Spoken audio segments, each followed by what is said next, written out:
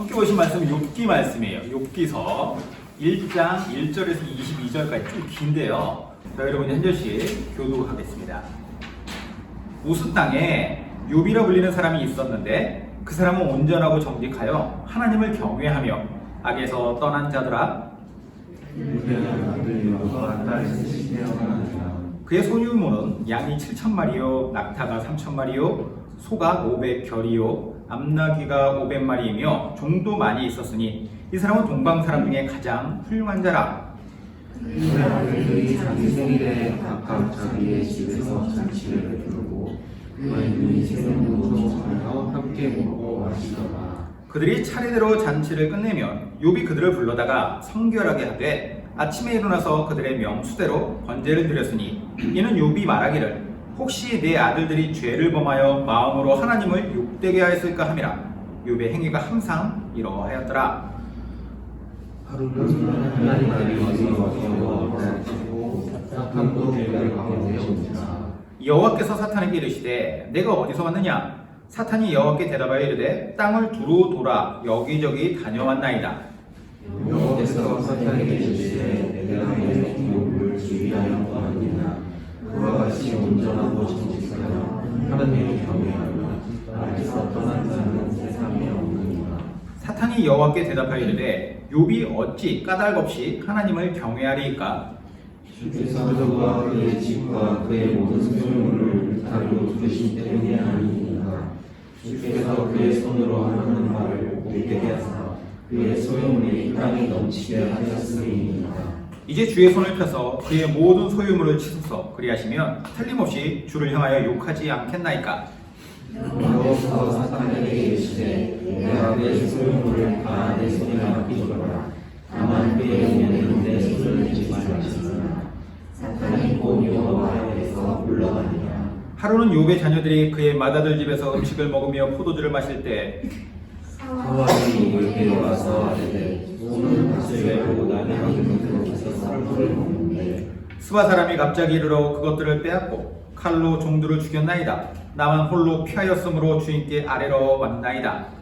그것을 말하는 동안에 또 한 사람이 와서 아뢰되 하나님이 우리 하늘에서 떨어져서 그가 양과를 그를 찾아보냈나이다. 나만 홀로 피하였으므로 주인께 아뢰러 왔나이다. 그가 아직 말하는 동안에 또 한 사람이 와서 아뢰되 갈대아 사람이 새 무리를 지어 갑자기 낙타에게 달려들어 그것을 빼앗으며 칼로 종들을 죽였나이다. 나만 홀로 피하였으므로 주인께 아뢰러 왔나이다.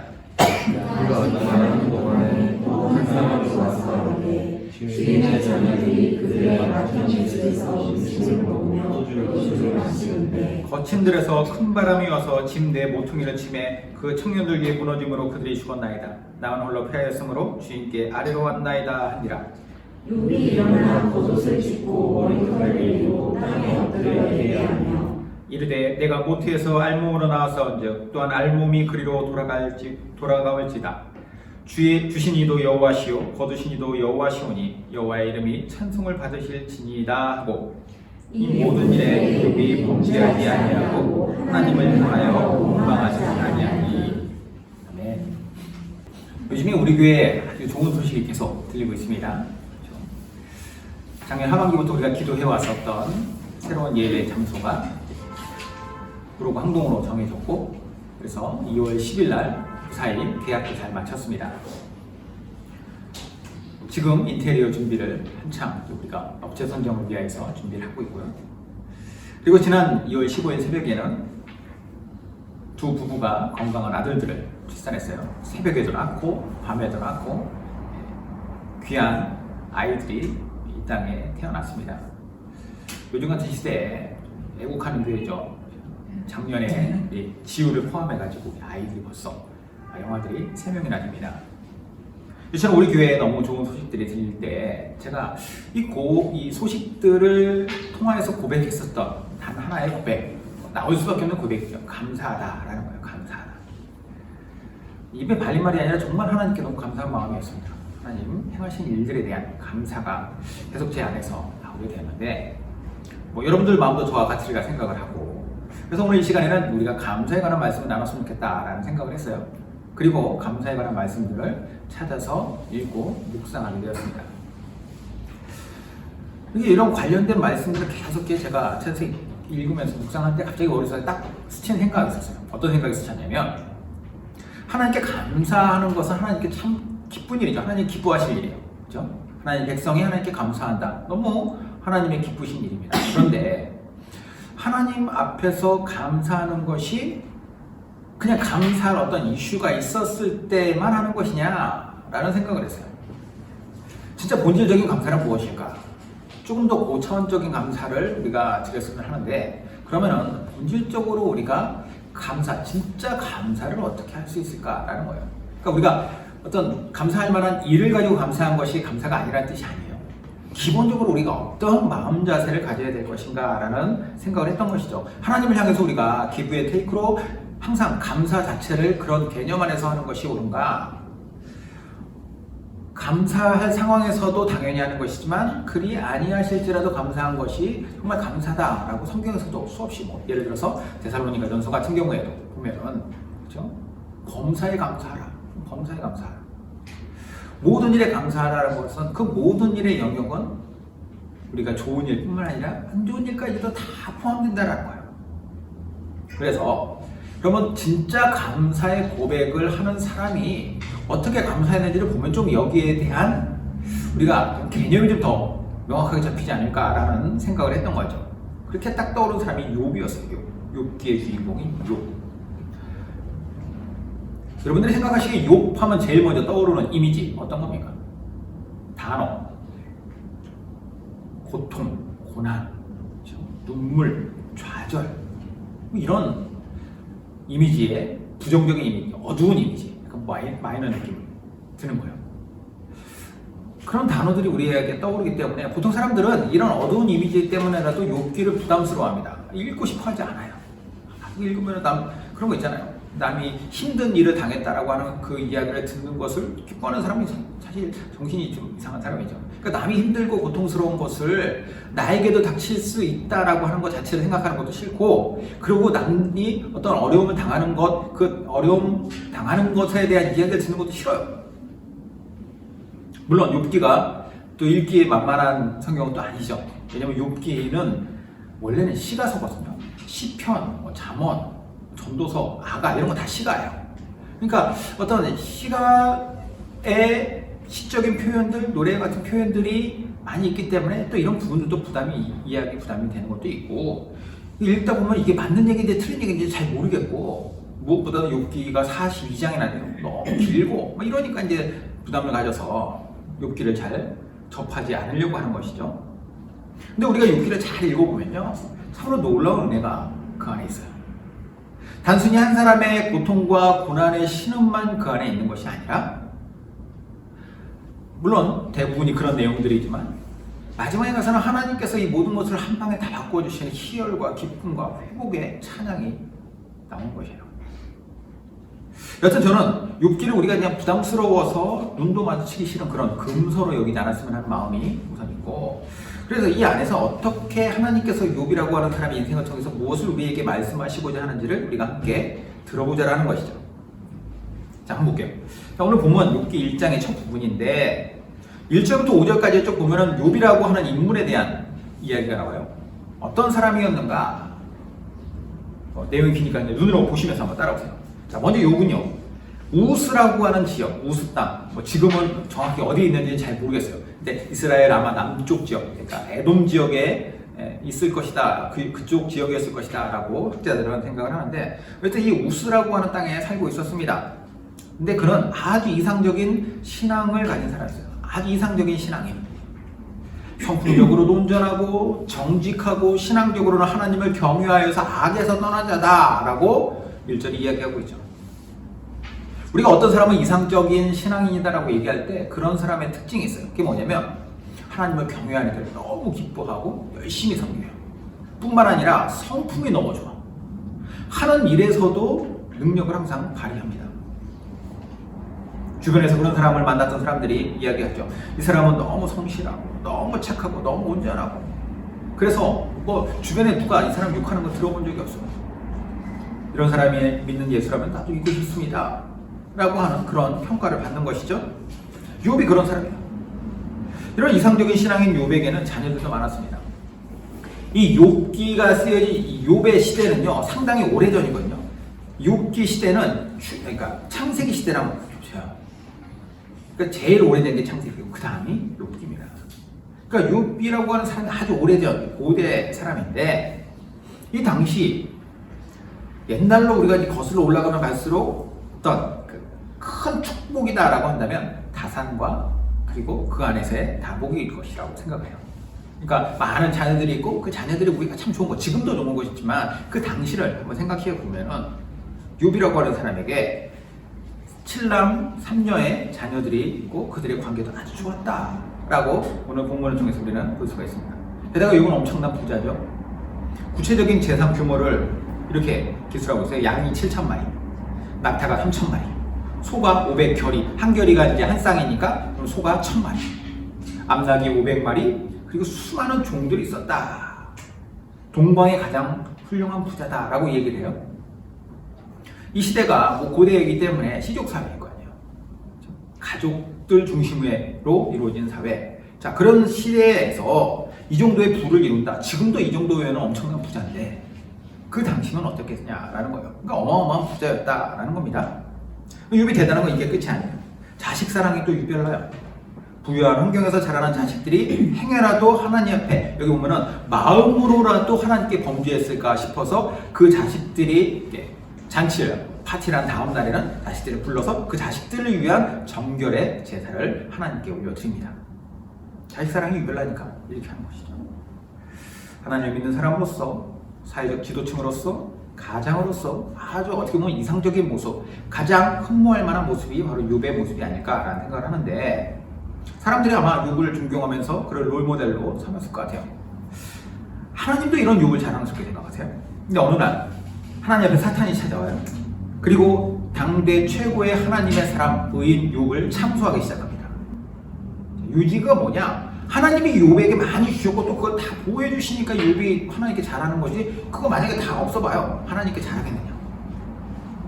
이렇게 참소해요.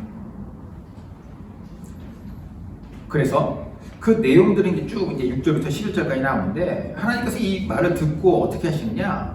욥이 사탄이 말하는 그런 사람이 아니다라는 것을 누구보다 잘 아시기 때문에 그러면 사탄에게 욥의 신앙과 성품을 한번 네가 시험해봐라. 12절에 뭐라고 하는지 보죠. 12절에 보면 여호와께서 사탄에게 이르시되 내가 그의 소유물을 다 내 손에 맡기노라. 다만 그의 몸에는 손을 대지 말지니라. 사탄이 곧 여호와 앞에서 물러가니라. 자, 이 말씀 보면서 딱 드는 생각.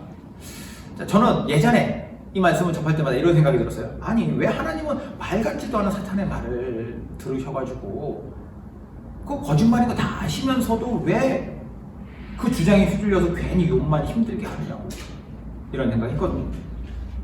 충분히 그럴 수 있죠. 근데 우리가 조금만 이 말씀을 각도를 좀 달리해서 말씀드릴게요. 다른 측면에서 사탄이 욥의 소유물에 손을 대는 것 나중에는 이것도 안 통하니까 이제 욥의 몸에도 손을 댔죠. 그게 어떻게 일어난 것이냐? 사탄이 자기가 자의적으로 내가 그렇게 할 거야 라고 해가지고 한 것이 아니라 하나님께서 그것을 용인해 주셨을 때 했다라는 거예요. 뒤집어서 말하면 하나님의 허락이 없으면 사탄이 하나님의 사람들에게 손을 댄다던가 하나님의 사람들의 인생을 망가뜨릴 수 없다라는 거예요. 바울이 고린도 성도들을 향해서 이런 이야기를 했어요. 고린도전서 10장 13절에 사람이 감당할 시험 밖에는 너희가 당한 것이 없나니 오직 하나님은 미쁘사 너희가 감당하지 못할 시험 당함을 허락하지 아니하시고 시험 당할 즈음에 또한 피할 길을 내사 너희로 능히 감당하게 하시느니라. 무슨 말입니까? 하나님께서 우리가 감당하지 못할 시험에 우리로 하여금 들어가지 못하도록 막으신다는 거예요. 그러니까 하나님이 동행하시면서 우리와 함께 하신다는 거예요. 기본적으로 우리를 보호하시는 모든 우리의 삶의 안정감은 어디에서 누릴 수 있느냐? 하나님의 그 손 안에, 그 안에 있을 때 우리는 누린다라는 거예요. 욥의 입장에서 보면 이것은 너무나도 억울하고 힘든 일이지만 우리 입장에서 보면은 욥이라고 하는 인생을 통하여서 하나님께서 우리에게 보여주시는 것, 사탄이 감히 우리를 어떻게 할 수 없다라고 하는 확신을 우리에게 주시는 거죠. 자, 그렇다면 하나님의 허락하에 그런 사탄이 욥에게 저지른 짓을 보죠. 욥이 평생에 쌓아왔던 것, 그가 자랑스럽게 여기던 것, 하나님께 감사했던 것들을 싹 쓸어갑니다. 그의 재물과 사랑하는 자식들까지. 그 13절에서 19절까지 일들이 연달아 터져요. 스바라고 하는 이방 사람들이 찾아와가지고 쳐들어와서 잔혹한 살인과 약탈을 저지릅니다. 그리고 갑자기 하늘에서 불이 떨어졌다. 낙뢰. 양떼와 종들이 들판에서 갑자기 몰살당해요. 휴대폰 없으니까. 이 보고를 받는 중에 또 한 종이 막 쫓아옵니다. 이번에는 갈대아 사람들이 쳐들어와죠. 그들이 스바 사람들과 똑같은 짓을 저질렀습니다. 급기야는 강풍이 일어나서 집안에 있었던 욥의 자식들이 다 한꺼번에 몰살되었습니다. 이런 이야기를 들어요. 두 번의 인재와 두 번의 자연재해. 인재와 천재가 갑자기 막 이렇게 번갈아가면서 막 일어나죠. 그리고 이것은 동서남북, 북쪽과 남쪽에서 이방인들이 쳐들어왔었고, 그리고 서쪽에서는 남매, 바다가 그쪽에 끼고 있으니까 바다 쪽에서 오는, 동쪽에서는 동풍입니다. 자, 이런 일들을 통하여서 갑자기 순식간에 욥은 모든 걸 다 잃습니다.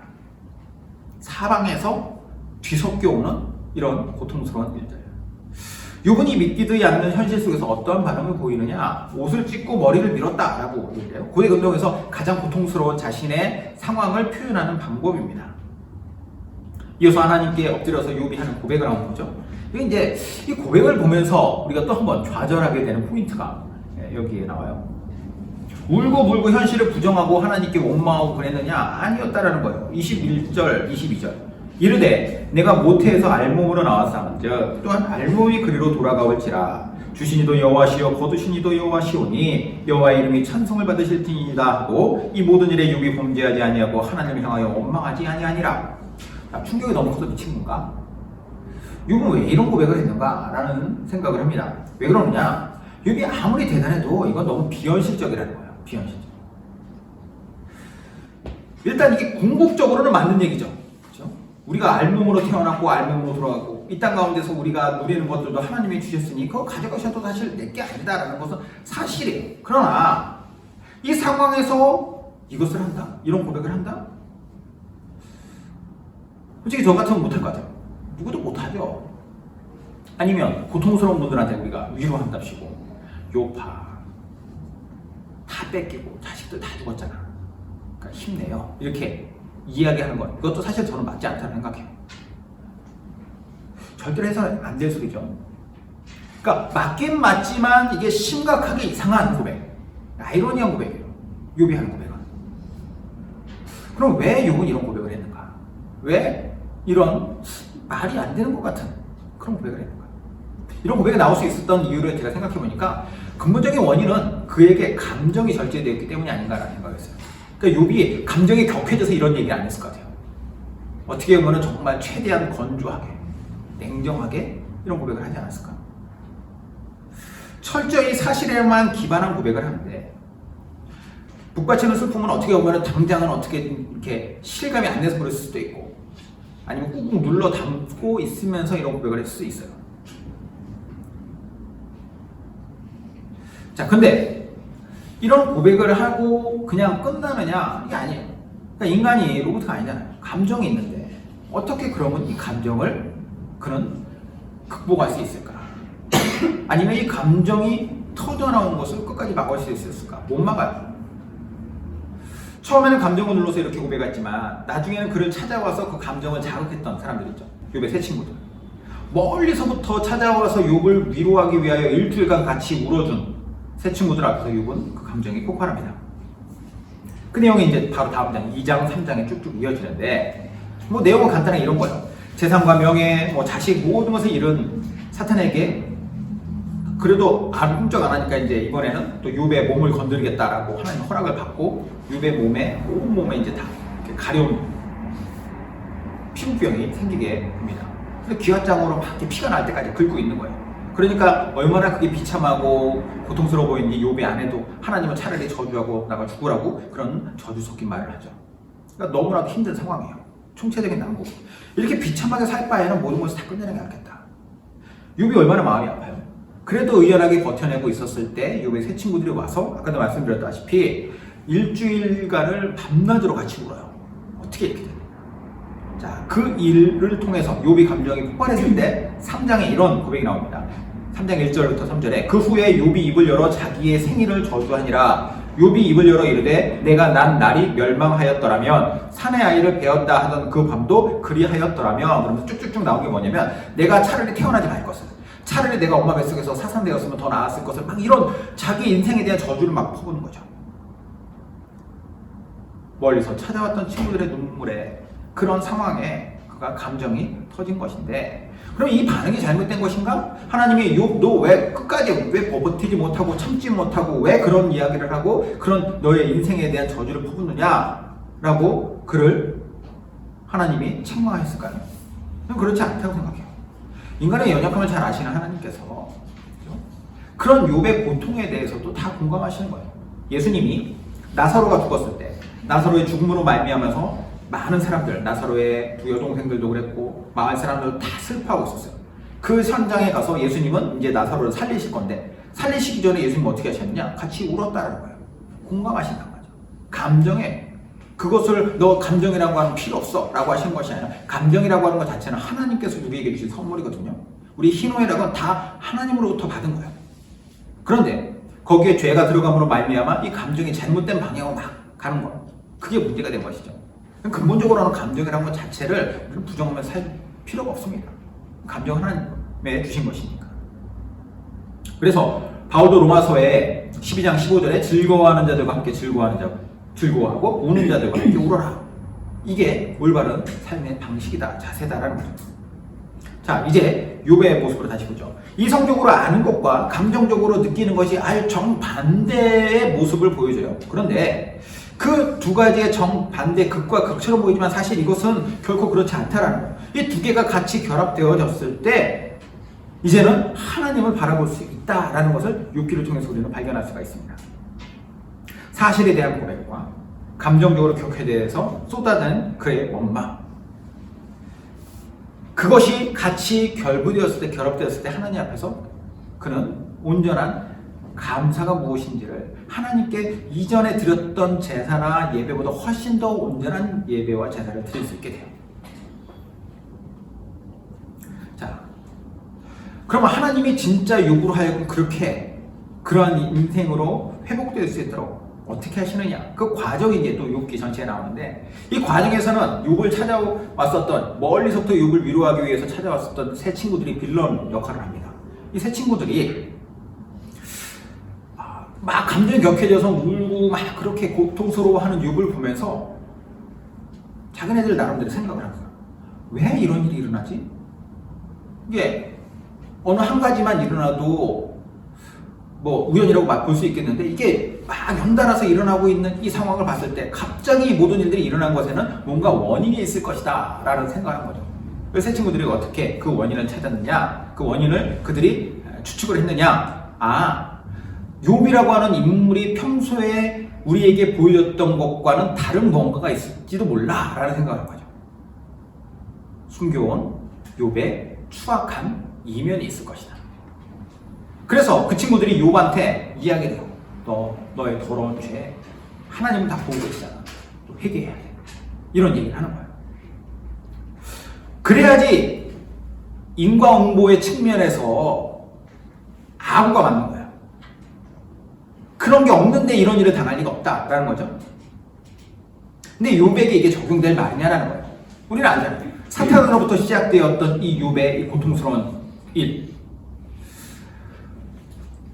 욥과 그의 친구들은 계속해서 어떤 격렬한 논쟁을 해요. 이렇게 오가면서 서로 감정도 상하죠. 관계가 껄끄러워지는데, 그러다가 38장 이후에 오면은 잠잠히 기다리시던 하나님께서 드디어 욥에게 말씀하십니다. 말씀의 의지는 간단해요. 이 세상 누가 만들었니? 이 세상에 만들어진 모든 것들을 누가 주관하니? 온갖 자연과 동물들 하나님이 만드셨고, 인간은 그 안에서 살도록 하나님의 특별한 은총을 받은 뿐만 아니라 그것들을 영위할 수 있도록 하지 않았느냐라는 거예요. 그러니까 세상 안에서 인간이라고 하는 존재가 뭐 대단한 것처럼 보이지만 사실 대단한 것도 아닌데, 대단한 것도 아님에도 불구하고 이 세상을 이렇게 영위하면서 살아갈 수 있었던 것은 하나님의 특별한 은혜였다라는 거죠. 만물의 주인이 누구인지를 깨닫게 하시는 거예요.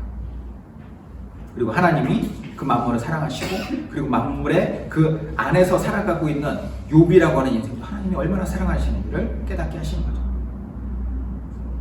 비록 욥이 당한 이 상황 너무 괴롭고 아프다 해도 그러한 괴로움과 아픔을 가진 욥을 더 크게 둘러싸고 있는 사랑하시는 분이 바로 하나님이다 라고 하는 것을 깨닫게 하시는 거예요. 아까 말씀드렸잖아요. 욥에게 알고 있었던 지식적인 하나님에 대한 고백과 그 안에서 터져나온 감정이 같이 결합되었을 때 그가 바라보면서 어디로 가야 되는데 그게 바로 하나님이셨다. 이 모든 것 위에 하나님이 있다. 비로소 감사의 고백이 그랬을 때 욥의 입술에서 나옵니다.